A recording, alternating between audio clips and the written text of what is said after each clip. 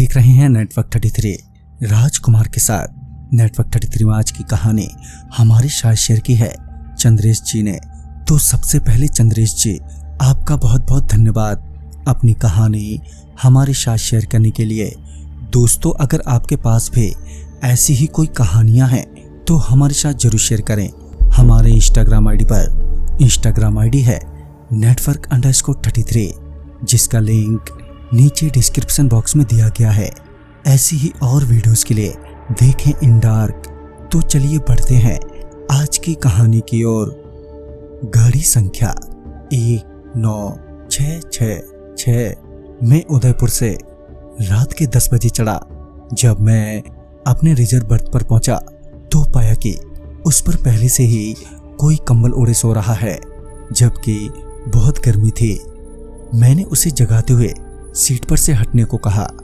पहले तो वो मेरी बात सुनकर मेरी ओर देखने लगा और फिर सो गया। मैं उसे दोबारा बोलता कि वो एकदम से उठा और अपर सीट पर जाकर सो गया। तभी मैंने अपना सामान रखा और सीट साफ की। सफाई के बाद मैं भी लेट गया। अभी मैं लेटा ही था कि मुझे टॉयलेट लग गई।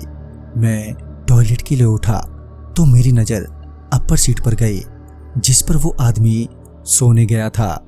मगर अभी उस सीट पर सिर्फ उसकी चादर ही थी, वो आदमी नहीं था और मैंने भी उसे उतरते हुए देखा नहीं था। जब मैं वॉशरूम जा रहा था तो मैंने देखा कि वही आदमी ट्रेन के गेट पर बैठा है। मैंने मन ही मन सोचा, ये कमाल का बंदा है। अभी तो इतनी नींद में था कि मेरी सीट से ही नहीं उठ रहा था और अब देखो ट्रेन के गेट पर बैठकर हवा खा रहा है। खैर, वैसे तो मैंने सामने से उसे कुछ नहीं बोला और सीधे वॉशरूम चला गया। इसी बीच ट्रेन भी रुक गई। जब मैं वॉशरूम से निकला तो पाया कि वो आदमी ट्रेन से नीचे उतर रहा है। मैंने सोचा शायद कोई स्टेशन होगा, मगर जब मैं भी ट्रेन से उतरा तो पाया कि वहाँ कोई स्टेशन ही नहीं है। और तो और वो आदमी भी कहीं नजर नहीं आ रहा था। मैं सोचने लगा, बड़ा अजीब सा आदमी है। अभी अभी तो ट्रेन से उतरा था, फिर अचानक ही कहाँ गायब हो गया। तभी मुझे लगा कि मेरे पैरों से कुछ टच हुआ है। मैंने जैसे ही अपने पैरों की ओर देखा तो ऐसा लगा कि कुछ मेरे पैरों को छूकर ट्रेन के नीचे छिप गया है। तभी मैंने ट्रेन के नीचे पटरियों के बीच देखा तो वहां पर कोई भी नहीं था। फिर मेरी नजर दूर जल रही स्ट्रीट लाइट पर गई, जहां पर कोई खड़ा था और वो बाय बाय कर रहा था। पता नहीं क्यों मुझे लगा कि वो मुझे ही बाय बाय कर रहा है, तो मैंने भी अपनी तरफ से हाथ हिलाकर बाय बाय कर दिया। मैंने बाय बाय किया ही था कि तभी मुझे लगा कि किसी ने मेरा पैर जोर से पकड़ लिया है।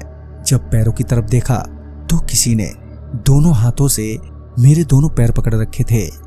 मैं अभी अपने पैरों को छुड़ाने की कोशिश ही कर रहा था कि इतने में ट्रेन भी खुल गई, लेकिन मैं तो अपनी जगह से हिल तलक नहीं पा रहा था। मैंने कैसे भी करके ट्रेन के गेट पर लगे हैंडल को पकड़ लिया, लेकिन अभी भी वो हाथ मेरे पैरों को पकड़े हुए थे, जिस वजह से मैं ट्रेन के साथ घसीटता हुआ जाने लगा। तभी कोई वॉशरूम से बाहर निकला और उसकी नज़र मेरे पैरों पर पड़ी। उसने मेरी मदद करते हुए मुझे ट्रेन के ऊपर खींचा। जब मैं ट्रेन में चढ़ा तो देखा कि उन हाथों ने मुझे छोड़ दिया है, लेकिन अब तक मेरे दोनों पैर बहुत बुरी तरह घायल हो चुके थे। उस आदमी ने मेरी मदद करते हुए पैरों पर कपड़ा बांध दिया ताकि और ज्यादा खून ना निकले। और जब पूछा कि ये सब कैसे हुआ तो मैंने उसे सारी बात बताई। इस पर उसने बताया कि वो वहीं का लोकल बंदा है और वो काम के चलते हमेशा इसी ट्रेन से अप डाउन करता है, और जो आदमी मुझे दिखा वो इस ट्रेन से सफर कर रहा था, वो भी विदाउट टिकट। जब टीटी ने उसे पकड़ा तो उसे बहुत सुनाया और मारा भी, मगर टीटी ने उसे छोड़ दिया। वो बेचारा डरा सहमा ट्रेन के फर्श पर लेटा था, मगर उसकी नजरें लोगों के सामानों पर थी, जिस वजह से लोगों को लगा कि वो कोई चोर है और उसे सभी ने बहुत मारा।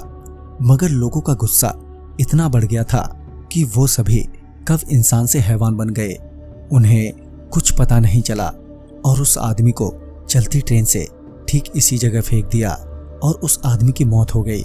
तब से वो आदमी यहाँ तक सफर करता है। ये सुनकर मैं बहुत ही डर गया। ट्रेन से उतरने के बाद मैंने अपना इलाज करवाया और 2-4 दिनों में ठीक भी हो गया। तो दोस्तों, इस कहानी में बस इतना ही। कहानी आपको पसंद आई हो तो लाइक शेयर करें और साथ ही हमें कमेंट बॉक्स में जरूर बताएं। तो मैं आपका दोस्त राजकुमार जल्द ही मिलूंगा आप ही की भेजी एक नई कहानी के साथ। तब तक के लिए बाय एंड टेक केयर।